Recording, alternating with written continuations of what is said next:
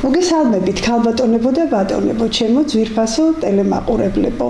მშვიდობა თქვენ და ვაგრძელებთ გადაცემათა ციკლს საუბრები ჟურნალისტიკაზე, სიმართლე, სიკეთით. ჩვენი დღევანდელი გადაცემის სტუმარია ჟურნალისტი, მწერალი, პოეტი, პუბლიცისტი სანდრო უსტიაშვილი. დიდი მადლობა სანდრო გადაცემაში მონაწილეობისთვის. პირველ ყოვლისა მინდა კიდევ ერთხელ მიულოცოთ საზოგადოებას ხვიჩა კვარაცხელიას მორიგი დიდი წარმატება, რითიც უკვე მერამდენედ გააერთიანა სიამაყითა და სიხარულით ჩვენი ერი. ვეტერანი იტალიელი ფეხბურთელი ანტონიო კასანო წერდა, ხვიჩა კვარაცხელიამ მორიგი დაუჯერებელი გოლი გაიტანაო. აღარაფერს ვამბობ ლუის ენრიკეს შეფასებებზე, რომელსაც მწვრთნელების მესი უწოდეს.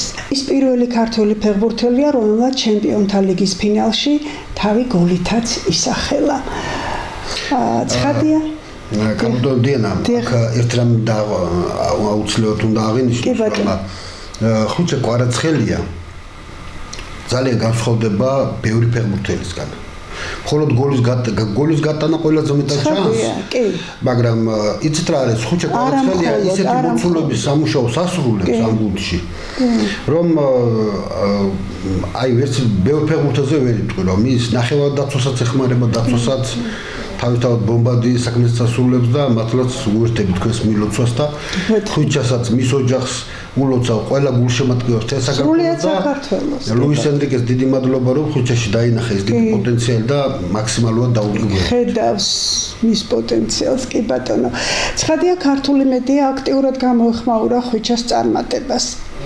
აი მაინტერესებს სანდრო, რა სიტყვით ქართულ სპორტულ ჟურნალისტიკაზე და სპორტულ ჟურნალისტებზე თქვენი შეფასება?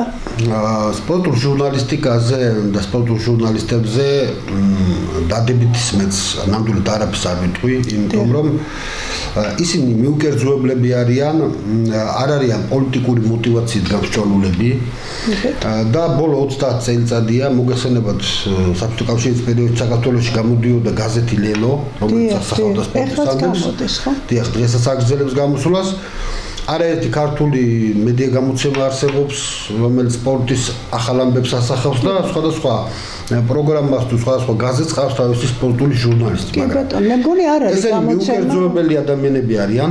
კი ბატონო. და ასახავენ არა მარტო ქართულ, არამედ უცხოურ სპორტში მიმდინარე ამბებს, ასახავენ ობიექტურად, მაგრამ ერთი რამ, რაც მე მაგალითად არ მაკმაყოფილებს და რაც მინდა გავამახვილო ყურადღება, არის ის, რომ ხვიჩა კვარაცხელია, რა თქმა უნდა, ეს არის ქვეყნის სიამაყე, მაგრამ ხვიჩა თავის დაუნებურად აკეთებს კიდე ერთ დიდ საქმეს, რომელზეც ვისურვებდი, რომ სპორტულ ჟურნალისტებს გაემახვილებინათ ყურადღება.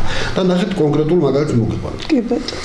ჩემს სოფელში პატარძეულში დაახლოებით წელიწად ნახევრის წინ შეიქმნა ბავშვთა საფეხბურთო გუნდი პატარძეული. კი ბატონო. ყავს 2 თუ 3 ასაკობრივი ჯგუფი და ერთ-ერთი ასაკობრივი ჯგუფის ბავშვებმა მიუხედავად იმისა, რომ ისინი მხოლოდ წელიწად ნახევარი თამაშობენ, ჩემპიონობა მოიპოვეს. ანუ ისინი ამოდიან არა მხოლოდ იმიტომ, რომ აი რა კარგია ბურთის დევნა მოედანზე, არამედ რომ მათ კუმირი ყავთ უკვე. კარგი მაგალითი საუკეთესო. ხვიჩა ძალიან ბევრ ქართველ ბავშვს აძლევს. ნუ ადაკარგონ დრო ტყუილად და დაისახონ მიზანი. აი ხვიჩა არის ამისი მოტივაციას უქმნის, კი ბატონო. ძალიან დიდი მადლობა ამ ახალგაზრდა კაცს, რომელმაც ახალი ისტორია დაწერა ქართულ სპორტში და ძალიან ბევრ ბავშვს მე კონკრეტულ მაგალითს მოვიყვანა, მაგრამ ძალიან ბევრ ბავშვს აძლევს საოცარ მაგალითს. კი ბატონო. და აი სპორტულმა ჟურნალისტებმა რომ ასეთ ნიუანსებზეც გაამახვილოთ თუ დიდი სპორტსმენების წარმატება რა გავლენას ახდენს მოზარდ თაობაზე, უფრო კარგი იქნება. ახლა გამახსენდა ნონა გაფრინდაშვილის მაგალითი, რომელმაც საჭადრაკო ბუმი გამოიწვია და კიდეც წამოვიდა თაობები, რომლებიც იცი როგორი წარმატებით დღემდე აგრძელებენ. ეს იყო ნონას უზარმაზარი ტრიუმფების შედეგი და რა თქმა უნდა კარგი მაგალითი ყოველთვის ასეთ მოტივაციას აჩენს. მადლობა სანდრო და ახლა უკვე მინდა ზოგადად როგორ ფიქრობ სანდრო, რას გულისხმობს პროფესიონალიზმი? ჟურნალისტიკაში რა უმთავრეს უნარსა თუ თვისებებს ეფუძნება იგი და როგორ უნდა გამოიმუშაოს ნიჭიერმა ამ საქმისთვის დაბადებულმა ადამიანმა ჩვენ იმედი მაქვს თან ხდებით იმაზე რომ ჟურნალისტი ისევე იბადება, როგორც პოეტი, მუსიკოსი, მხატვარი, მხოლოდ შესწავლა ხელოსანს გვაძლევს და არა შემოქმედებით, ამ შემოქმედებითი პროფესიის ესეთ ღირებულ დიდოსტაც, როგორც ჟურნალისტიკა. პროფესიონალიზმი ჟურნალისტური. დიდი მადლობა ქალბატონ დიანა, ეს არის ნამდვილად კარდინალური შეკითხვა, რომელზეც ეფუძნება დღევანდელი ქართული ჟურნალისტიკის მდგომარეობა, ხვალინდელი მიზანი, საერთოდ უნდა იაროს ჩვენმა ჟურნალისტიკამ. იცით, რამდენიმე წლის წინ მე მითხრეს, რომ ერთ ჩვენ საქმლობას სურდა ჟურნალისტიკის ფაკულტეტზე ჩაბარება. კი ბატონო. მე ვკითხე, რომ რატომ სურდა ამ ურთულეს ფაკულტეტზე ჩაბარება. მოგეხსენებათ, სახელმწიფო უნივერსიტეტში ჟურნალისტიკა ითვლება დღესაც ერთადერთ შემოქმედებით ფაკულტეტად. და ძალიან რთულია ჟურნალისტის პროფესია. მითხრეს, რომ კარგად წერსო. მე ვთქვი, მე არ მესმის რას ნიშნავს კარგად წერს. ჟურნალისტურად წერა ცოტა სხვა მოვლენაა. შეიძლება ადამიანი იყოს არაჩვეულებრივი მწერალი, მაგრამ ის ჟურნალისტი ვერ გამოვიდეს. რა თქმა. შეიძლება გადასარევი მკვლევარი იყოს, ვერ გამოვიდეს. არაჩვეულებრივი სცენარისტი იყოს, მაგრამ ის ჟურნალისტი ვერ გამოვიდეს. ჟურნალისტურად წერა არის აბსოლუტურად სხვა მოვლენა. დამეთანხმებით თქვენ ამის გამოჩენილი სპეციალისტი ბრძანდებით. მე შევხვდი მას შემოხვედრეს, რომ რაღაც ურჩიაო შეეკითხებოდა. მე ვთხარი, რომ დაუსვეს საკმაოდ განათლებული ბავშვი ჩანდა და მე ვკითხე მას, რომ რა არის საჭირო, რომ ადამიანი გახდეს ჟურნალისტი, პროფესიონალი ჟურნალისტი. ჟურნალისტი კი არ გახდეს. პროფესიონალი ჟურნალისტი გახდეს.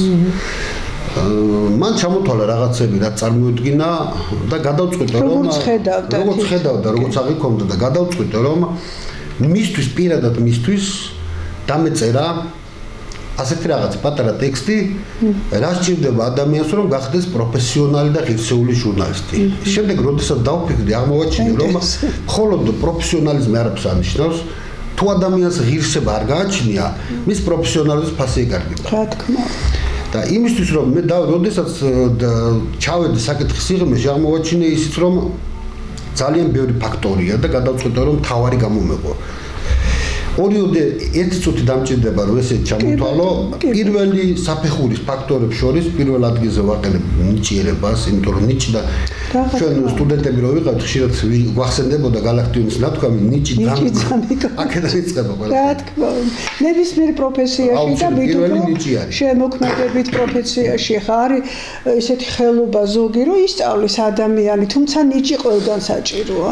რა თქმა უნდა, არ მეგულება ისეთი პროფესია, სადაც შესაბამისი ნიჭიერება ადამიანს არ წაადგება და პირველი საფეხურის ფაქტორებს შორის ქალბატონ დიანა გამოყავი ნიჭთან ერთად გამოცდილება, იმიტომ რომ პროფესიონალს ჭირდება გამოცდილება და შესაბამისი პროფესიული და კომუნიკაციული უნარები. კომუნიკაციური უნარები გამოყავი, იმიტომ რომ დეილ კარნეგი ამბობდა, რომ ადამიანმა რომ წარმატებას მიაღწიოს 85% მოდის იმაზე, თუ სხვა ადამიანებთან როგორ კომუნიკაციას ამყარებს და 15% მოდის სხვა ფაქტორებზე. ამიტომ პირველ საფეხურში ესენი გამოყავი. შემდეგ მეორე საფეხური გახდა საჭირო და ორი ფაქტორი გამოყავი აქ. ერთი არის ძალიან კარგი ზოგადი განათლება. ძალიან კარგი, იმიტომ რომ როდესაც ჟურნალისტი იწყებს საუბარს, მაყურებელი კითხველი მაშინ ხდება, მას აქვს ცხოვრებაში რამე წაკითხული თუ არა цариელი ამ კუთხით.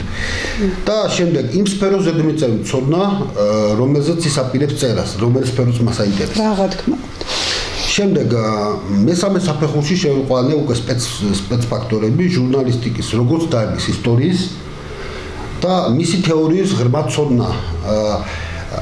მე ძალიან ბევრჯერ მქონია კამათი იმის შესახებ, რომ ჟურნალისტს ჭირდება თუ არა თანამედროვე თეორიების თუ უკვე თქვა ადრეულ პერიოდში დაწერილი თეორიების ცოდნა.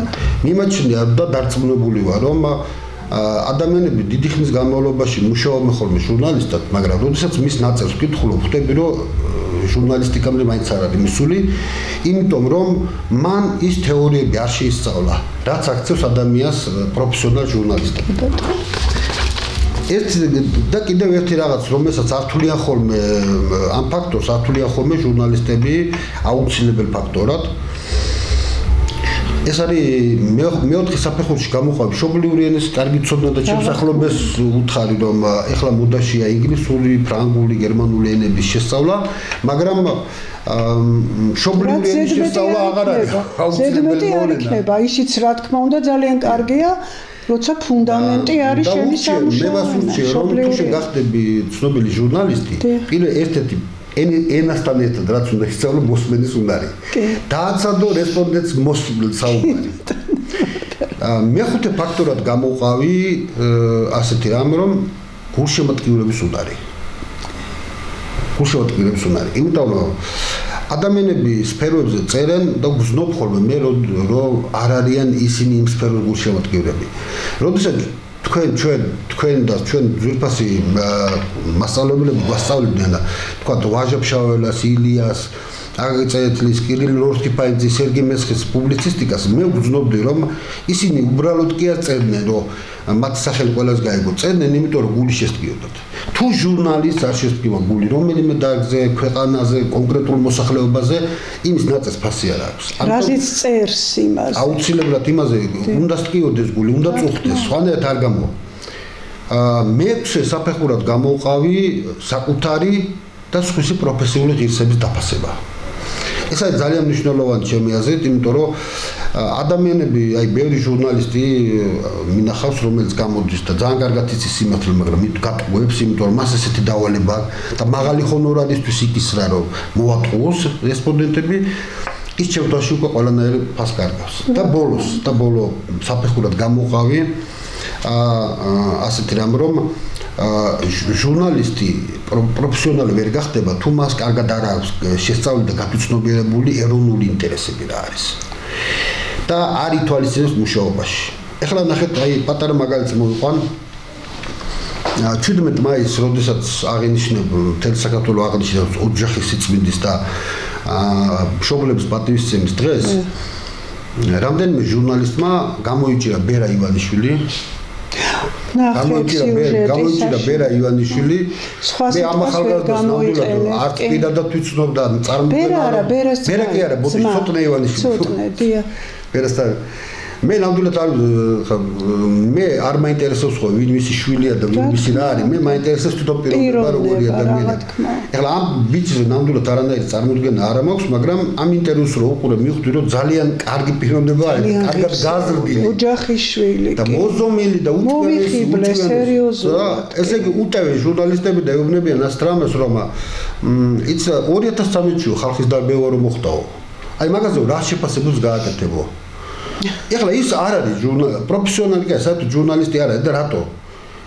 ამას როდესაც უსვამ ადამიანს, რომელიც ჯერ სტუდენტია და ეს არის პროკურატურის და სასამართლოს ქვემდებარე საკითხები, რატო უნდა გიპასუხოს? ხო, და მე არ ვიციო, მე ჩემი სასაუბრო თემა არ არისო. კიდევ ჟურნალისტი რომ მოკლესო, ჯერ გასარკვევია ვინ მოკლა და როგორ მოკლა და ოპერატორი უკვე ხმეს მაწყობს იმის სული ძალიან დამენანა და გული მარტკინა როგორ ველაპარაკე. ცოტნე ეუბნება რომ მე ვემიჯნები თუ გაინტერესებს თუ ძალადობაო მე ვემიჯნებიო რა თქმა უნდა და ეხლა კიდევ ეს რატო გავიყენე ნუ აი ამ ჟურნალისტებმა ამას ეგრეთ წოდებულმა ჟურნალისტებმა ამას გულისკივით თავი ჩაიყენეს უხერხო მდგომარეობაში მე მიმაჩნია რომ უმაღლესი საფეხური არის ის, როდესაც ჟურნალისტმა ძალიან კარგად იცის ეროვნული ინტერესები და თავისი მუშაობის პერიოდში თვალისწინებს. აი ასე მინდოდა მეთქვა. და ზნეობრივი ფასეულობა, მორალური ფასეულობა, ეთიკური და ესთეტიკური ფასეულობა. ძალიან კარგი ეს ყველაფერი ღმერთს მაქნას რომ აბიტურიენტმა კი არა ჩემო სანდრო უკვე დასრულმა და ასპარეზზე გამოსულმა ჟურნალისტებმა ყველა ეს პუნქტი გაითვალისწინო, გაითავისონ. შესანიშნავი კრიტერიუმები გაქვს შემუშავებული და რა ვიცი, უმაღლესი სასწავლებლები მთელ სამყაროში, ცივილიზებულ ქვეყნებში და არაცივილიზებულშიც კი თუ კი არსებობს იქ ჟურნალისტიკის მიმართულება და ეს სპეციალობა ისწავლება, უნდა ამ პრინციპების ერთგულები იყვნენ.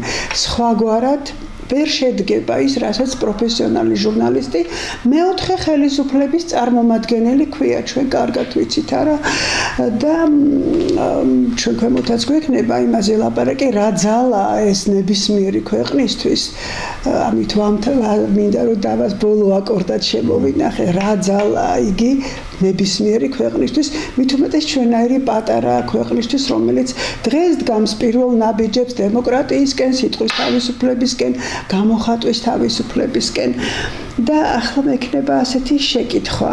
ერთი წლის წინ ჩვენს გადაცემაში ვისაუბრეთ ემიგრანტულ ჟურნალისტიკაზე, რაც ძალიან სერიოზული ფაქტორი და ანგარიშგასაწევი ფენომენია ზოგადად ნებისმიერი და მით უმეტეს როცა ამხელა რაოდენობა ქართველების არის დღეს ემიგრაციაში, ჩვენთვის განსაკუთრებით მნიშვნელოვანი. თქვენ გაზეთ ქართული ფესვების ოფიციალური წარმომადგენელიც იყავით საქართველოში, ამდენად ძალიან ღრმად ჩახედული ამ პრობლემებში, იმ საკეთებელში, რაც ამ ტიპის მედიის თავისებურებას განაპირობებს. რა ვითარება ამ სფეროში დღეს, რამდენად შორს გაიდგა ქართულმა ფესვებმა ნიადაგში, ეს უცხოეთის მიწაზე, უცხოეთის ცის ქვეშ და ეს ერთგვარი სავიზიტო ბარათიც არის თითქოს ემიგრანტული მედია. ჩვენი პატარა ქვეყნის სავიზიტო ბარათი იმ ქვეყნებში და მე მგონი არ დარჩა ქვეყანა, სადაც ქართველები არ ემიგრირებენ. აი თქვენი აზრი. გაზეთი ქართული ფესვები აღმოჩნდა ის ლაკმუსის ქაღალდი, რომელმაც აჩვენა ქართველების იდეოლოგიური მდგომარეობა დღეს. ჩვენ რო ქართველებს იმის მიათედი მუხტი ქონდეს ერთიანობისა, რაც თქვა ებრაელებს აქვთ. ჩვენი მარადიული პრობლემა actually არ იქნება. ესე იგი, საკმარისია. აღიარებენ ჩემს საკმარისია ისრაელმა თქვა. მაგრამ არ გვეშველა. შინდობა მისცეს ისრაელსა და მთელ სოფლიოს. საკმარისია ისრაელს შეექმნოს კონფლიქტური ვითარება. ყველა ქვეყანაში ცხოვრები, დიდი, პატარა, ქალი, კაცი ჩამოდის სამხედრო ტანსაცმელს იცხოვს და მიდის საბრძოლველად. ყველა საქმე გამოვა თუ ვიქნებით ერთიანები. კი ბატონო. მადლობა დიდი და მე ვფიქრობ არ იქნება სწორი ჩვენ ემიგრანტულ ლიტერატურაზე ვისაუბროთ და სულკურთხეული გურამ შარაძე არ გავიხსენოთ. რომელმა დიდი ღვაწლი დასდო სწორედ აი პირველი ტალღის ერთი ამბავი მინდა მოგითხროთ ამ 2 წლის წინ მე მივწერე რუსუდან შარაძეს რომ სტუდენტობიდან ძალიან მაინტერესებდა გურამ შარაძის მოღვაწეობა და მის საქმიანობა. როდესაც ჯერ ერთი წელი არ გეყოფა რომ გურამ შარაძის ცხოვრება და დამსახურებები შეისწავლო და სათქონდა მართლა ღმერთმა მისცა სასწაული კურთხევა და იზალა, იმიტომ რომ ჩვეულებრივ ადამიანს ამდენის გაკეთება არ შეუძლია უბრალოდ. მე დავინტერესდი რომ თუ არსებობს პიროვნება ისეთი, რომელიც გურამ შარაძის დაწყებულ საქმეებს აგრძელებს. ამის თუნდაც მე ერთ საკითხს. ხო არ ვიცი რუსუდანი, მე არ ვიცი ვერ ყვევია, მე არ ვიცი ქალბატონ რუსუდანი რომ ეს სფეროში მოღვაწეობს, მე მის ცხოვრებას არ ვიცნობ და კარგი იქნება უფრო მეც გაიგებთო თუ მიხვალთო ემიგრაციის მუზეუმშიო. მართლაც მივედი მუზეუმში, რომელიც არის ჯავახიშვილის უნივერსიტეტთან არსებობდა თავიდან კი. ის არსებობდა, მაგრამ 2 წელი რაც გადავიდა საჯარო ბიბლიოთეკაში. კი ბატონო.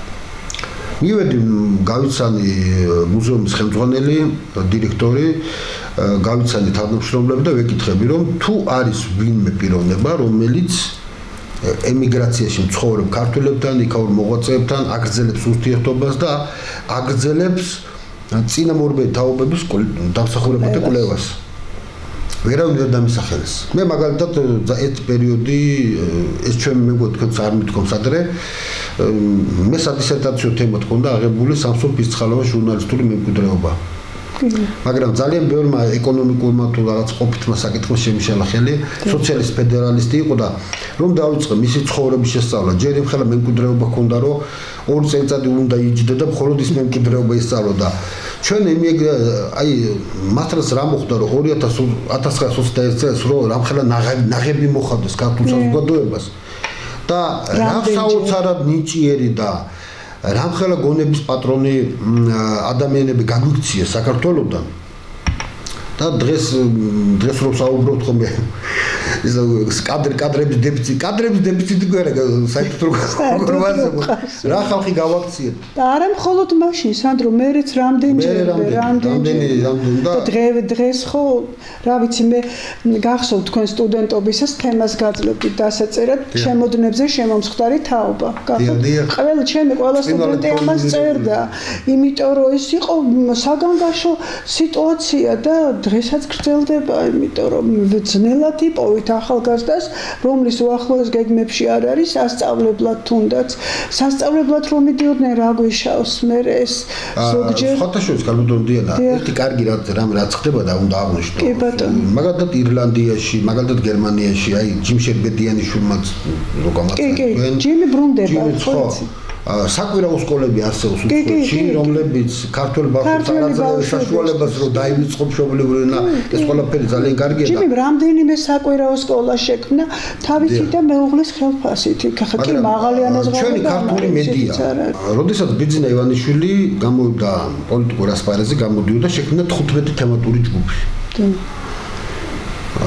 რა საჭირო იყო ერთ პიროვნება შემხვდა პროფესიით ინჟინერი ანუ სახლების ინჟინერი და მეუბნება რომ ეს 15 თემატური ჯგუფი რა საჭირო იყო მე დავუსკითხა რომ შენ ისი სპეციალისტი ხარ მეთქი რა დარგის სამშენებელი ვარო ინჟინერი ვარო იმისთვის მეთქი რომ აი შენ დაგიკეთე სახლის აშენება მეთქი და პირველ რიგში რას გააკეთებდი მეთქი ვიყიდიდიო ცემენტსო აგურსო მას ჩამოთვალა სამშენებლო მასალები რასაც იყიდის მოთხარ ძალიან დიდი ბოდიში მეთქი მაგრამ შენი პროფესიის გარტყმაშიც კი არ ახარ მეთქი რა რატო და მოთხარ ახლა სახლები ზოგი ხისგან კეთდება ზოგი ისეთი იაპონელებს ახლა ისეთი ტექნოლოგია რა ცემენტი რისაგური ერთ კვირაში აგიშენებს რამდენიმე დღეში აშენებენ საცხოვრებელ სახლს მოთხარ მაინდა კი არ დაიწყო შენ სახლის აშენება უნდა დაიწყო იქიდან რომ უნდა მიხვიდე ჯერ დამკვეთთა და უთხრა როგორი სახლი ჭირდება ჯერ ის უნდა გაარკვიო რა ჭირდება იმ ადამიანს იქნებ ბელეტაჟი ჭირდება სამსართულიანი ჭირდება მრავალსართულიანი თუ როგორ ჯერ უნდა გაარკვიო იდეა უნდა გაარკვიო და მერე დაიწყო მასალების მოტანა ამიტომ ის თემატური ჯგუფები იმიტომ შეიქმნა რომ გაგვერკვია ჩვენ როგორი სახელმწიფო გჭირდებოდა და ჟურნალისტი ვინ არის სინამდვილეში ჟურნალისტი ყველა ფენას, ყველა პროფესიას, ყველაფერს ეხმარება იმ იდეის ჩამოყალიბებაში, რა იდეაზეც უნდა აიგოს მომავალი ქართული სახელმწიფო. აი მე რა შევადარებდი ჟურნალისტს. რომის იმპერატორებს არმიაში ყავდათ 5 ძირითადი შრე. როცა საბრძოლველად გადავიდნენ რა. პირველ შრეში, აი პირველში იყვნენ ახალწეულები, რომლებსაც არასოდეს ასეთ ბრძოლაში არ მიიღოთ მონაწილეობა. მეორე შრეს წარმოადგენდნენ მებრძოლები, რომლებსაც ერთ ბრძოლაში მაინც მიიღეთ მონაწილეობა. მესამეში შედიოდნენ ის მებრძოლები, რომლებსაც ორ ან მეტ ბრძოლაში ჰქონდათ მიღებული მონაწილეობა.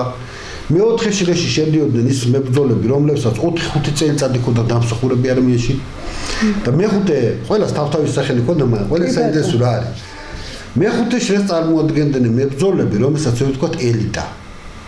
ჩვენ რო ხმარობთ ელიტარული და ადამიანმა იშოვა 1-2 კაპიკი სადღაც ბოდიში უცხოური სიტყვაზე ფეშერს აღამოძე სადღაც 1-2 მიიღო მონაწილეობა 1-2 ჟურნალისტთა ინტერვიუ ჩაწერა ყვითელი პრესა ტელევიზია და ეს არის ელიტა ელიტას რომაელები ეძახოდნენ მებრძოლებს რომლებიც ერთადერთი შრე იყო რომაულ არმიაში რომელსაც დავალების მიცემა აჭირდებოდათ იმ წინა 4 შრის მებრძოლებს თავარსარდალი აძლევდა დავალებებს ელიტის მებრძოლებს არ აძლევდა დავალებას იმათ ზუსტად იცოდნენ რა უნდა გაეკეთებინა აი ჟურნალისტები დღეს მე ამას ვამბობ გულის ტკივილით არც ცინიზმით არც სხვანაირად დატვირთვით ჟურნალისტი რომელიც არასწორ ფულზე გაყიდის თავის თავს ის არის მორჩენილი ამბავი რა ჟურნალისტი აი ზუსტად ის ელიტა უნდა იყოს რომელმაც უნდა განსაზღვროს როდის რა სჭირდება ქვეყანას როდის რომელ თემაზე როგორი კუთხით ვისთან ერთად უნდა წამოსწიოს იმიტომ რომ ადამიანები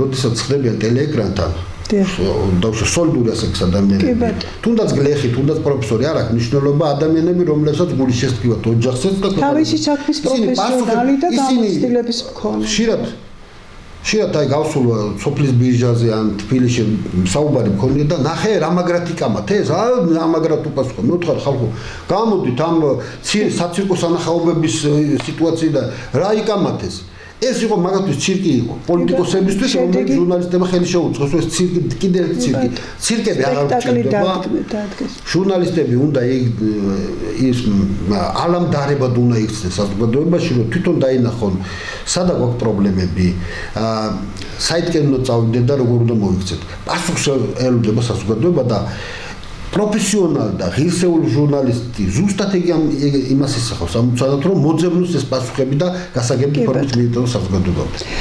უამრავი პრობლემა გვაქვს პროფესიაშიც და თქვენ გაამახვილეთ რამდენიმეზე ყურადღება ახლა უკვე სასიამოვნო სიახლის მოწმენი გავხდით ერთი დიდი პრობლემა იყო ჩვენი არაჩვეულებრივი ელიტარული გამოცემების დუღჭირი მდგომარეობა რაც უნდა პარადოქსი იყოს საქართველოს წერლების გაზეთს გაუჭირდა, ლიტერატურულ საქართველოს გაუჭირდა. რა თქმა უნდა, მას ღირსეული რედაქტორი ყავდა, მაგრამ რას იზამეს ეკონომიური მომენტი და ყველა პრობლემა ფულთან რომ მიდის და აი ახლა მოხდა ისეთი ცვლილება ამ ჩვენს ტრადიციულ ძვირფასის გამოცემას წერალთა გაზეთს ლიტერატურულ საქართველოს სათავეში ჩაუდგა თანამედროვეობის ერთი უნიჭიერესი კალბოსანი პოეტი ჯუბა ღებელი.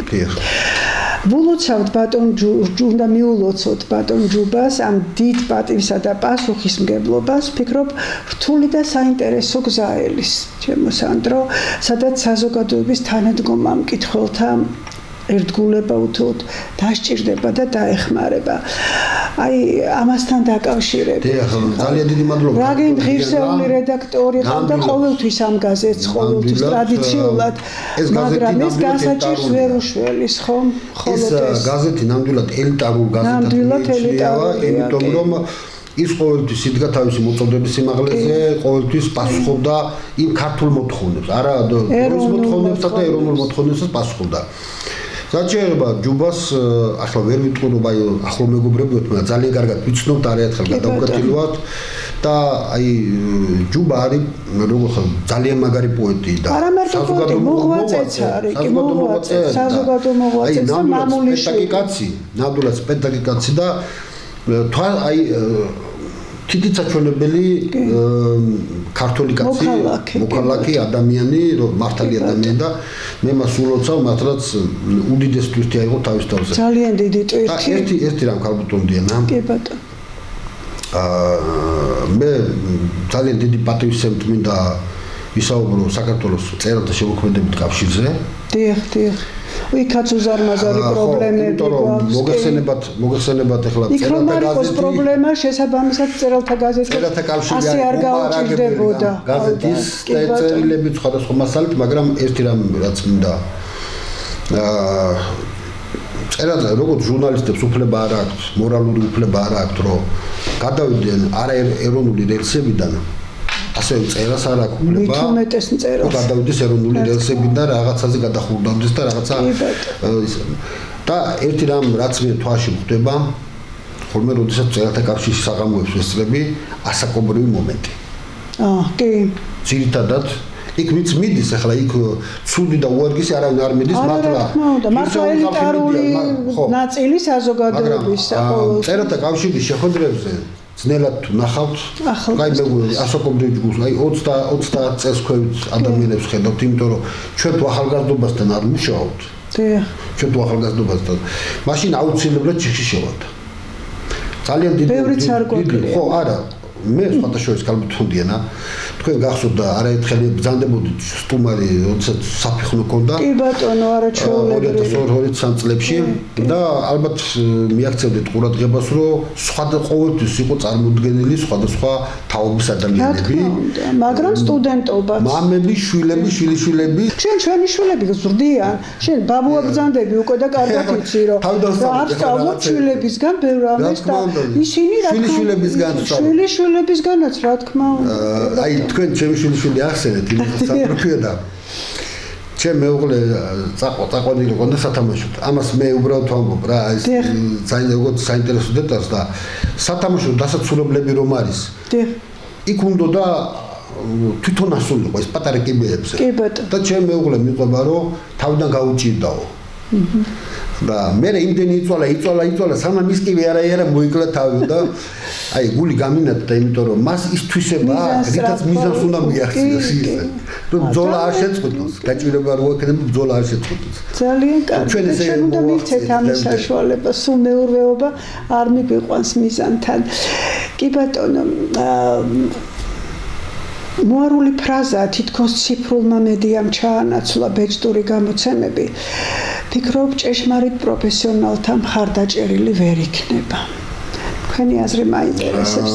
ამასთან დაკავშირებით და ჯერ ჩემს პოზიციას რომ ტექნიკური საშუალება მხოლოდ საშუალებაა და არა მიზანი. უმთავრესი ხო მაინც შინაარსია, აზრია, ხარისხია რა. ჟურნალისტური ზოგადად ლიტერატურული პროდუქციისა და არა ტექნიკური საშუალება. ამიტომ ვერანაირად ციფრული მედია ვერ ჩაანაცვლებს ბეჭდურს. იმას თავისი ასპარეზი აქვს, თავისი საკეთებელი აქვს, არა, თავისი ფუნქცია აქვს, თავისი დანიშნულება აქვს. გაციფრულება მე თუ მკითხავ, პირიქით უნდა ეხმარებოდეს ბეჭდურ მედიას, მისი ხარისხი უზარმაზარი საქმე კეთდება, არ შემიძლია ეს არ თქვა, აი ჩვენი პარლამენტის ბიბლიოთეკაში რო ხდება ძველი, აი მე მახსოვს სტუდენტობისას რომ ჩვენ ჟურნალისტიკის ისტორია გვეკითხებოდა და ძალიან აქტიურად იქ მუშაობდით ივერიაზე, ცისკარზე, ძველგამ. მაშინ მე მისკდებოდა გული რომ ეს ხო 10 წელიწადში, 15 წელიწადში ეს ფურცელი აღარ იქნება, ეს გაყვითლებული, გაცრეცილი. აი ამის გაციფრულება ხდება.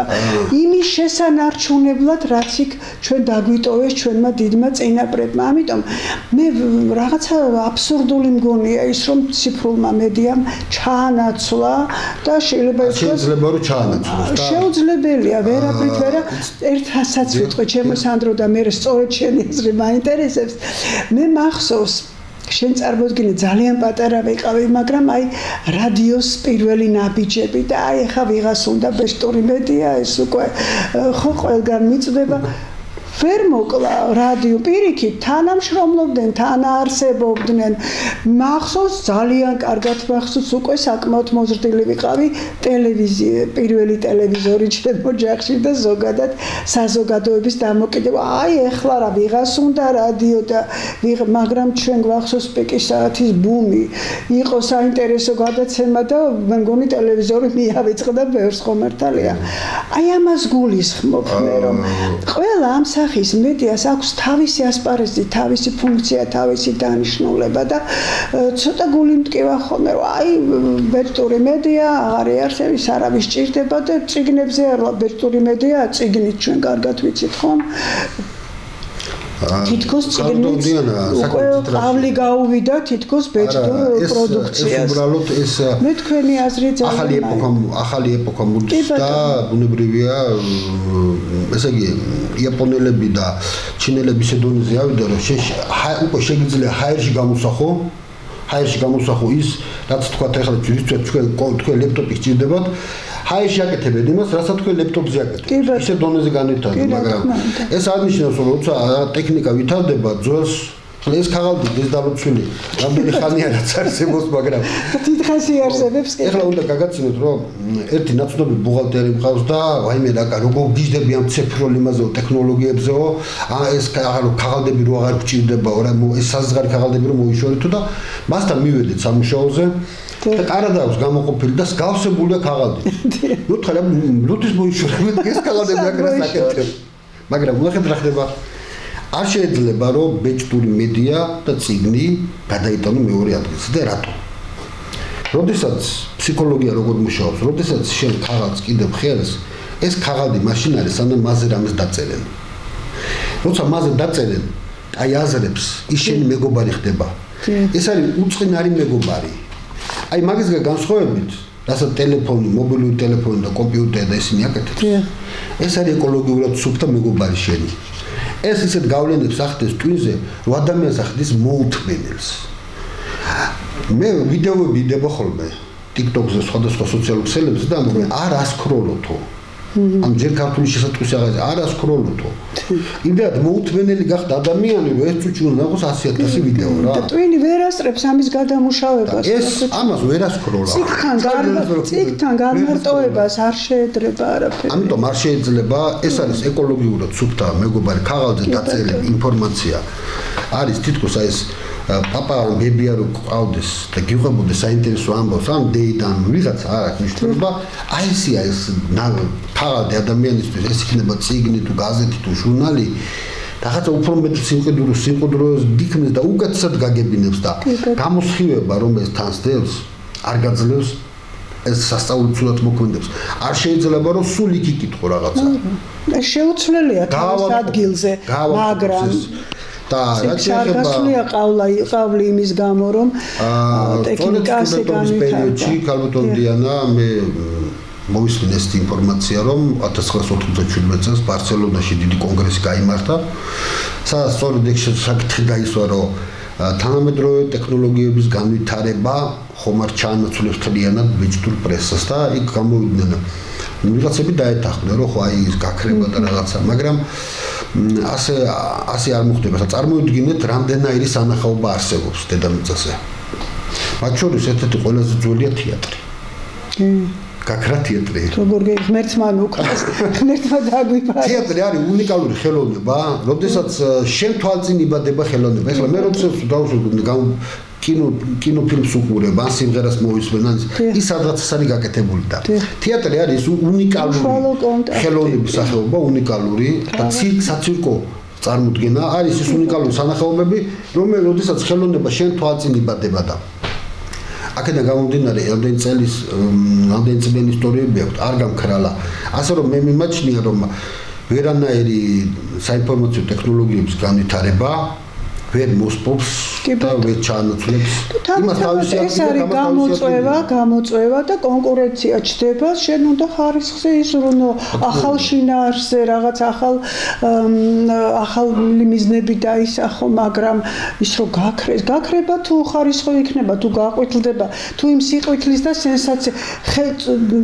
თითებიდან გამოწვეული სენსაციურობის ხარჯზე თუ გინდა რომ შეინარჩუნო ვერ შეინარჩუნებ ვერც ერთ შემთხვევაში, მაგრამ თუ რაღაცას სულს ადამიანისას ისეც მისცენ, ისეც დაპირდები, რაც მას სჭირდება, თუ ამას მიაგნებ და აი გააქვს ის პუნქტებად რო ჩამოწერეთ თქვენ ის ღირსებები მეოთხე ხელისუფლებისა, რა თქმა უნდა, არაფერი არ ემუხება. ახლა რა შეიძლება ამ საშუალებებს რა შეიძლება საშუალებებს. კი ბატონო. ერთი პატარა ამბავი გამახსენდა ძალიან მოკლედ. ვულქანი რაზიკაშვილი იგონებს ვულქანი რაზიკაშვილი იგონებს რომ მე დავწერეო ლექსიო გავწდი ადამიანს რატომ მამა მისჩევდა ხოლმე რომ ქვაზე დამეწერაო ქვაზეო ამიტომ დღეს უბრალოდ წვიმა გადაშლიდა ხოლმე და დაიკარგა ვინიც წამყვანიშვილო ანუ ადამიანისთვის ეს უბრალოდ საშუალებებია საშუალებები კი არა საშუალებებში რა წელი ამას უნდა მივაქციოთ უფრო მეტი ყურადღება ამერიკელი პროფესორის ნოამ ჩომსკის მიერ გამოკვლეული манипуლირების ხერხებში მედიისა და პოლიტიკოსთა მხრივ საზოგადოების манипуლირების ხერხები შეისწავლა ძალიან საინტერესო ამერიკელმა სხვათა შორის რუსული წარმოშობის მესამე თაობის რუსი-ებრაელი ემიგრანტის ოჯახიდან არის უჭკვიანესი უგანათლებულესი 95 წლის არის ახლა დადის დაცვით ამერიკაში თავისუფალ დემოკრატიულ ამერიკაში, იმიტომ რომ ის ძალიან სიმართლის მოყვარესი, აქ შეისწავლა საზოგადოების манипуლირების ხერხები და ერთ-ერთი არის ყურადღების გადანაცვლება. ნახეთ როგორ გეცნოთ საზოგადოების განათლების დაბალდონეზე დაყვანა მოქალაქეებს უსპობს სერიოზული ცოდნის მოპოვების უნარსა და სურვილს. ამის სანაცვლოდ ინფორმაციული ველი გადატვირთულია შოუ-ბიზნესის, მისტიკის, რელიქტურ ადამიანურ ინსტინქტებზე ზემოქმედების თემებით, ყოფითი საფნის ბუშტის სიუჟეტებით თუ მითებით იული და სწრაფი გამდიდრების თაობაზე. ფაქტია, ქართულ მედიაში გაიშვიათდა ღირებული პუბლიცისტური ნამუშევარი, ანალიტური პროდუქცია, ასპარეზის სიახლურ ინფორმაციას, ეგრეთ წოდებულ ნიუსებს, რეკლამებსა და არც თუ იშვიათად შეთხზულ სკანდალებს ეთმობა. აი ამ პრობლემის თაობაზე როგორ უყურებთ ამას? რა ხდება ჩვენ საზოგადოებაში? იცით რა არის? ჩვენს მედიაში უფრო სწორად თქვენ კი ილაპარაკეთ ნაწილობრივ ამაზე, მაგრამ აი ეს ყურადღების გადანაცვლების პირდაპირ ექსპერიმენტი ჩატარდა ჩვენ საზოგადოებაზე, როცა მედიაში პროფესიონალები გამოიხშირა. სანდრო, გაგიკვირდება და ერთი წელი შესრულდა აპრილში, რაც მე ეს გადაცემა მაქვს საუბრები ჟურნალისტიკაზე. ამის გაჩენის მიზეზიც ის იყო, რომ მინდოდა ჭეშმარიტი მეოთხე ხელისუფლების არსი საზოგადოებას დაენახა იმ ნაწილს საზოგადოებას, რომელსაც აი სწორედ ეს გონია ჟურნალისტიკა დღეს სკანდალების, სიცრუის, მანიპულირების ასპარეზი. და ეს ხო საშინელებაა ჩვენთვის, ვინც ვიცით რა არის ჩვენი მართლა ელიტარული პროფესია. მართლა ძალიან საჭირო დიანა პირად მაგალითზე ერთ-ერთ ცნობილ გაზეთთან მინდოდა თანამშრომლობის დაწყება და მითხრა რომ რა გისჩერნიოთ მეთქი, რა გავაშკო მეთქი და აიო ციხეებში არსებული მდგომარეობა მინდა გააშკო და ისეთი თემა დაიჭირო, რომელიც იქნება რაღაცა სკანდალის შემცველიო. კარგით მეთქი და მე დავწერ ისე მეთქი, როგორც მე წარმოვიდგენია მეთქი და თუ თქვენ ჩემი წერის სტილი მოგეწონათ, მაშინ მოუტანე რედაქტორს, წაიკითხა, არა, მე ამასო ვერ დავბეჭდაო. ამაშიო არაფერი არ არის სკანდალურიო. სკანდალური არაფერია. სკანდალური. მოთხარი, სკანდალური კი არა მეთქი. თქვენ ახლა რო გიყურებთ მეთქი და თქვენ მიდგომებს რო უყურებთ. ეს მიდგომაა სკანდალური რა არის, მე არ ვიცი მეთქი, მაგრამ ეს არის ტრაგიკული მეთქი. თქვენი მიდგომები არის ტრაგიკული. თქვენ ხართ ჩვენი ქვეყნის ტრაგედია ხართ მეთქი ჩვენ. რატო ვარო? მოთხარი ხალხო. რა სკანდალზე მელაპარაკებია? მე ძალიან კარგად ვიცი რას ნიშნავს როცა ოჯახს პატიმარი ყავს ციხეში. ისე მოხდა რომ მამა ჩემი იყო პატიმარი და ვესწრებოდი მამა ჩემის სასამართლო პროცესს მე თვითონ. და მახსოვს და ჩემი როგორ ტიროდა. ნუ რაღაცა მოუხდა ახლა ადამიანს, ახლა ეს ყველაფერი არავინ არ ათქოს რომ მე არ შემემთხოვ და ყველას რაღაცა შეიძლება შეემთხოვს და მე ერთი დღე და ღამე რომ მივდიოდი მამა ჩემის მოსანახულებლად წულუკიძეში იყო ზონაში და ნუ მე ვიცი რას ნიშნავს პატიმრის ოჯახის ყოფნა, ყველაფერი გაკლია და მორალურად ხარ დათრგუნული. ის ბავშვობის ძიმე პერიოდი მახსოვს მე და ამ დროს მეუბნება რომ ეს როცა საუბარია უამრავ ადამიანზე, ზოგი მართლაც ზოგი მოხდა ეს შემთხვევით მოხდა, მაგრამ ზის და იტანჯება მისი ოჯახის წევრები და ახლა ეს მელაპარაკება, რომ იცი რა არის სკანდალური მომიტენი, ვის ბედზე უნდა დავწერო სკანდალური ამბები. ეგ არის მთავარი, ახლა ჩვენი ქვეყნისთვის რომ სკანდალი ვიპოვოთ ციხეებში. ციხეებში და მეოთხარი თქვენ სკანდალი კი არა. ადამიანები რომლებიც სკანდალი თუ მოხდა, კი ბატონო გააშკმა, სკანდალს რო ეძებ ეს ტრაგედია არის. ეს ჟურნალისტიკა არ არის. ეს აღარ არის ჟურნალისტიკა. არ უნდა ეძებო. დღეს ამათ იქცა და აი სწორედ ყურადღების გადანაცვლების მეთოდი, როცა ეს ახდეს იცით რა არის. თქვენ გქონდათ მიზეშედეგობრივად გაანალიზებული მდგომარეობა და საშველს ეძებდით, რომ უკეთ რაღაცნაირად შეგემსუბუქებინათ ამ ადამიანების ყოფა და ამას ჭირდება სკანდალი, მაგრამ ჩემო სანდრო მე მგონი მაინც არ ვიქნებით მართალი, რომ ბედნიერ გამონაკლისებზე, ღირებულ, წონად პუბლიცისტურ გამონათებებზე არ გავამახვილოთ ყურადღება. მე თქვენი აღფრთოვანებული ტექსტები მახსოვს Facebook-ზე თქვენი კოლეგის ძალიან დიდი წარმატების გამო. გახსოვთ? არ მინდა არ მეყვარს გვარსახელების დასახელება, მაგრამ პრეზიდენტ საკუთარი სიტყვებით რომ დააშამათაო კარგი სიტყვა იხმარა. პრეზიდენტ ყოფილი ჩვენი საკუთარივე რომელიც ვერ იცნო ცხადია მან და აი ჩვენმა კოლეგამ ეს გამოიყენა.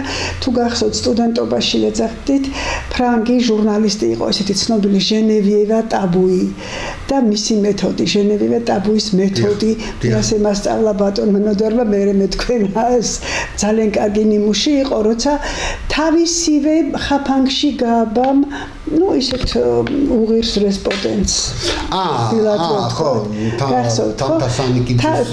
თამთასანიკიძის ინტერვიუ ძალიან დიდი წარმატება თამთასანიკიძის ინტერვიუ ხო სალომე ზურაბიშვილთან კი ბატონო მისივე ციტატა ნამდვილად ხლა ქალბატონ სალომეზე არც დადებიც ვიტყვი არც უარყოფით ვიტყვი ხლა საზოგადოებამ ჩემზე კარგად იცის მაგრამ ყველაფერი უბრალოდ აი პოლიტიკაშიც და ჟურნალისტიკაშიც არა ეს მეთოდი იყო გამოყენებული დიდოსტატურად და ამით გახსენა ის რაც მას ეგონა რომ რესპონდენტს ეგონა რომ დაავიწყდა და მართლა საფრთხოვნებული ვიყავი ერთ შეკითხვაში ჩაუცვა შამათი ერთ შეკითხვაში ჩაუცვა შამათი და ამიტომ რა ასეთი ჟურნალისტებიც ხომ ასეთი ჟურნალისტებიც თუნდაც ახლა რა ვიცი თამარ ოთიაშვილი გარეჯან ნატარაია თამარ შაიშმელაშვილი ამ გავაგზავნოთ ეს შემონათვალი მაგრამ ვერ დავასრულებთ იმიტომ რომ ბევრი ყავს მიამაყება მიხარია რომ გრძელდება ტრადიციები ეთიკური ჟურნალისტიკის თორემ მედიათიკას უკითხავთ ერთ ძალიან კარგ ჯგუფს ამ წლების წინ რამდენიმე წლის წინ და ერთი საუკეთესო სტუდენტი გოგონა მეუბნება ქალბატონო დიანა ძალიან კარგია ეს მედია ეთიკა რასაც თქვენ გვასწავლით მაგრამ მე რომ ასე ვიმუშაო ტელევიზიაში სადაც ხელფასი მაქვს ერთი დღე არ გამაჩერებს ჩემი რედაქტორი რატომ მეთქი აბა რას გთხოვს და წადი მომიტანი სკანდალი თუ ვერ იპოვი გამოიგონე აი ასეთი დავალებით მიშვებს ესეც არის მაგრამ ხომ არიან ჩვენი კოლეგები ღირსეული კოლეგები და ღმერთმა გვიმრავლოს ისინი რომლებიც არ წამოეგებიან ასეთ სხვადასხვა მინდა აღნიშნო რომ მე ვიცი რომ თქვენ გიორგი მამაცაშვილი ყავდათ კი ბატონო გიორგი გიორგი შოსტას ვარ გვინდა იგივე გიორგი მე მგონი არ ხდება არანაირი პრობლემა ქვეყანაში არ არის არანაირი მნიშვნელოვანი მოვლენა ჩვენს საზოგადოებრივ ცხოვრებაში რომ გიორგი არ გამოეხმაუროს ანალიტური პრინციპული აი რა ვიცი საოცრად გიორგიმ რომ სტუდენტური რაიმანის გამოცემა დაიწყო იქიდან მახსოვს იქიდან გვახსოვს ყველას მაგრამ დღემდე ის არის აი ჩახმახ შემართული ასე რომ სიამაყის საბაბს არ მიკარგა თავისი ქვეყნის აი ინტერესების სადარაჯული კმილებით რომ დაიცავს ეს საკუთარი ჯანმრთელობის და სხეულის დაზიანების ხარჯი ასე რომ ისიც არ არის ჩვენი საქმე არ გადაწყვეტილები ვიყოთ ამიტომ აი ზოგადად მეოთხე ხელისუფლების როლი და დანიშნულება სწორად გააზრებულ გამოყენებული ქვეყნის წინსვლის ერთი მნიშვნელოვანი კომპონენტია ვიცი ჩვენ ეს კარგად ძალიან ბევრჯერ გვილაპარაკია გვისაუბრია ამაზე სტუდენტობის დროსაც ლექციებზეც მერეც როგორც კოლეგებს ასე რომ აი თქვენი პოზიცია ცნობილია ამის თაობაზე და ღმერთმა ქნას რომ ძველი დიდება დაიბრუნოს აი ასეთი კოლეგების ასეთი ადამიანების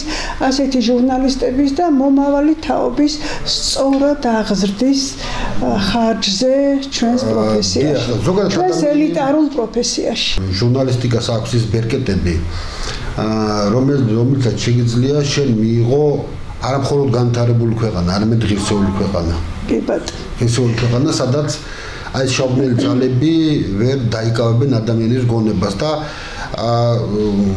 მე გახსოვთ თქვენ თესისში რომ მუშაობდით ქალბატონ დიანა კი ბატონო და იქ ჩემ სტუდენტებს ვკითხე მაშინ რომ რატო გინდოდა ჟურნალისტიკები გამختارიყავ ჟურნალისტები გამختارიყავ ჟურნალისტიკას ჩაგაბარებინეთ მეთქი ბავშვობიდან უცნებობდი ხო და რატო უცნებობდით მეთქი და ვერ პასუხეს აღარ მოხვიდეთ მეთქი ლექციებზე სანამ არ მომიმზადეთ სანამ არ გაარკვევთ პასუხს რატო მოხვიდეთ ჟურნალისტიკი ჩემო სანდრო სამწუხაროდ ამოიწურა ჩვენი მოზომები დრო ძალიან გვალებო გავაგზავნე და ერთ ამაზე მე არ აქვს მნიშვნელობა მე ვიქნები სხვა ამ თემაზე საუბარი უნდა გაგრძელდეს აუცილებლად ეს გადაცემა მაგიტომ არსებობს არ ვიცი რამდენად ამას ვარდნებ თავს მაგრამ ვცდილობთ ძალიან დიდი მადლობა გადაცემაში მონაწილეობისა და საქმიანი პრობლემული მნიშვნელოვანი საუბრისათვის თანამედროვე ჟურნალისტიკის აქტუალურ საკითხებზე თქვენ მეორედ ბრძანდებით ჩემთან